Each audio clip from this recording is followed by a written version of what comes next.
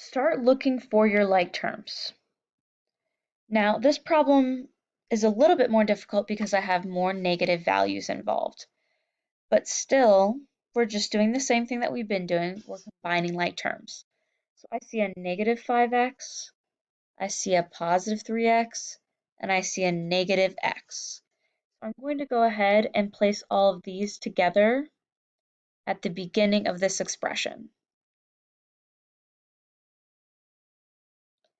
And you can have this negative x in parentheses, or you can leave it out of parentheses, whatever you prefer. And then now that I've dealt with these like terms, now I can go ahead and record my constants. So I have a negative 10 and I have a negative 2. And now I'm ready to start combining, or you could say collecting, those like terms. So I see a negative 5 that I'm combining with a positive 3x. So let's just start with combining those two and focus on the coefficients. So we're adding a negative 5 and a positive 3. So negative 5 plus 3. And what I'm going to do is I'm going to use a number line, and I'm going to start at negative 5. So x marks the start at negative 5. And then I'm going to be moving to the right 1, 2, 3. 1, 2, 3. So this is negative 4, this is negative 3, this is negative 2. So negative 5 plus 3x is equal to negative 2. So I'm going to erase that word so I have a little bit more room. And remember that I got negative 2 when I combined them.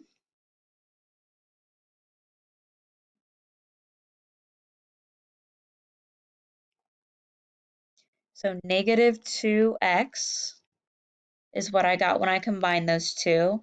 I'm adding negative x to that, plus a negative 10 plus a negative 2. Now I can combine negative 2x plus negative 1x. Now look at the coefficient of this x. The coefficient is a negative 1. So now I'm combining negative 2 plus a negative 1. And so that gives me 3 negatives. So I end up with negative 3x, and then I'm adding to that the two constant terms. And negative 10 plus negative 2, well, let me start at negative 10, and then I'm moving to the left 2 places. So I'm starting at negative 10, and then I'm moving to the left 1, 2 places. So it's becoming more negative. So negative 11, negative 12. So negative 10 plus negative 2 is negative 12. So I could record my expression as negative 3x plus a negative 12, or I could write this as negative 12 plus a negative 3x. So I just traded the order using the commutative property of addition. And there is even another way I could write this.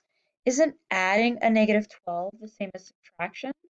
So I could also write this as negative 3x minus 12. Or over here I could write negative 12 minus 3x. So there are many different ways I can write this expression.